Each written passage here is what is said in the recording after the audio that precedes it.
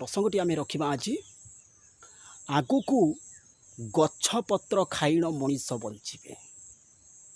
एभली भाव खाद्यर संकट देखादेव और खाद्य अभाव देखादेव आ जो समय गछपत्र खाई मनीष बंची से ही समय झिंटिका पोक आसवे सबकि खाईजे। आपण को 2 अक्टोबर कथा आपण मान को कही रखुचु जे 2 अक्टोबर ठू स्थिति धीरे धीरे बदल एवं संकट क्रिटिकल समय नहीं आसीबो अक्टोबर नवेम्बर डिसेम्बर आपण मान को पूर्व कही जाउची एवं समुद्र क्षेत्र में बड़ धारणर भूकंप आसबार संभावना रही कारण ये जो ग्रहण आसीबो यह अमेरिका पाई क्रिटिकल समय आनिबो 2 अक्टोबर पर लगुच सूर्य पराग 2 अक्टोबर कौ देश लगुच ना कानाडा मेक्सिको अमेरिकार एवं समुद्रर जो द्वीप रही सेठी मध्य लगुच एभली भावे अथच समुद्र में बड़ हलचल लगे अथच आपड़ देखिए चीन को गोटे बड़ धारणर बात्यार संभावना लैंडफॉल कर संभावना रही अमेरिका जापान को मध्य प्राकृतिक विपर्यय आपड़ नेपाल स्थिति देखु ना नेपाल रे गोटे झटकार आप देखु 170 मृत एभली केबे नेपाल बन्या देखि नथिला अथच प्रकृति क्रोध कर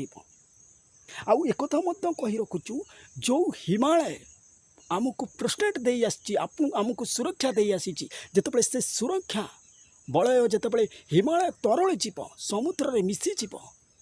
से हिमालय आमको सुरक्षा दे पारबनी आउ जितेबाला बाहर जो जिनस आसो बाहर विषाक्त पवन आसी आम देहरे बाजिब कहीं हिमालय धीरे धीरे तरल आउ जितेबाला हिमालय तरल जीव आप जानती एपटा कौन हम भारी हो सेपटा नीचा हो जहाद्वारा पृथ्वी ओलटी पड़ार संभावना यथेष्टपूर्ण रही एक कथाटे आज आपण मान को कहूँ हिमालय रिजन अथच माउंट एवरेस्ट आमको बहुत सुरक्षा दे था कौन बुझीपारे कि जदि हिमालय पर्वतमाला दोहली जीव हिमालय जदि बरफ तरली जीव ताने आम पाई संकटर कला बादल आसवा सहित नाना व्याधि आसव कौन कहले महापुरुष कहले गछपत्र खाइन जे केते जे बंचिबे नाना दुर्भिक्षरे लोक केते जे मरिबे दिनु दिन लोक जान दारिद्र होइब